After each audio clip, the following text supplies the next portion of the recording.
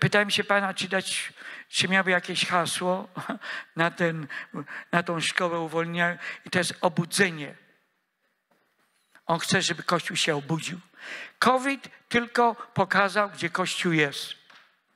Kościół śpi. Ja nie mówię śpi kompletnie, ale po prostu nie jest tam, gdzie Kościół powinien być.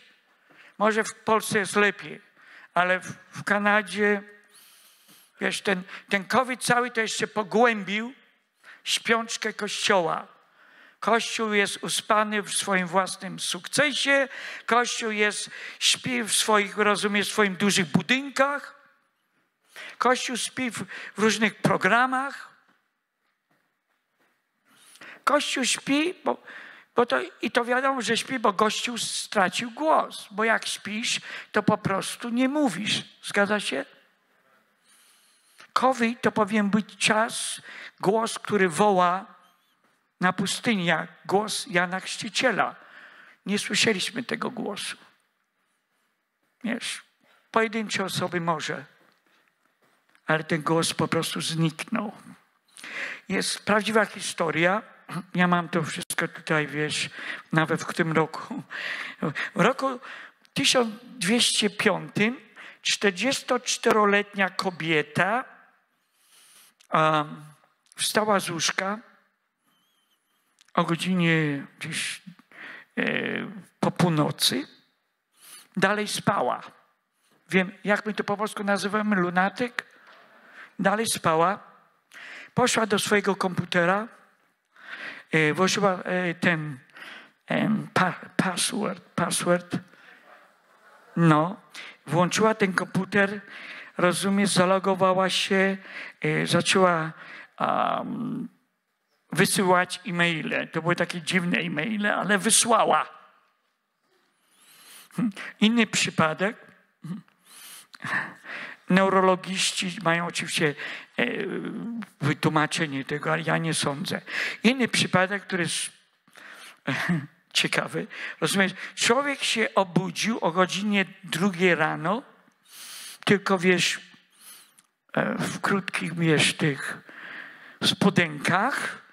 O 2 rano się obudził, wyszedł na zewnątrz, dalej śpi, włączył, wiesz, do strzyżenia trawy, taką elektryczną i idzie, rozumiesz, strzyże trawę. Wiesz, to obudziła jego żonę. Ona zdała sobie sprawę, co się dzieje, więc wyszła na zewnątrz i wyłączyła, wiesz, z kontaktu wtyczkę, nie?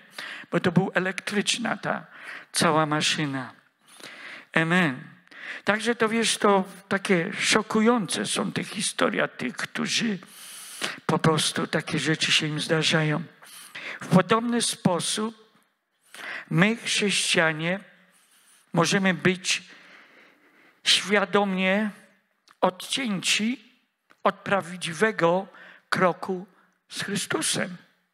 I po prostu tak nieświadomie idziemy through tak zwane te motions, jakby to po polsku powiedzieć. Po prostu z niedzieli na niedzielę, ze spotkań kościelnych, ze spotkania na spotkanie i po prostu, ale cały czas śpimy. Jezus kierował swoje słowa do śpiącego Kościoła. Do śpiącego Kościoła. Gdzie ja to mam? Gdzieś to straciłem. No nic.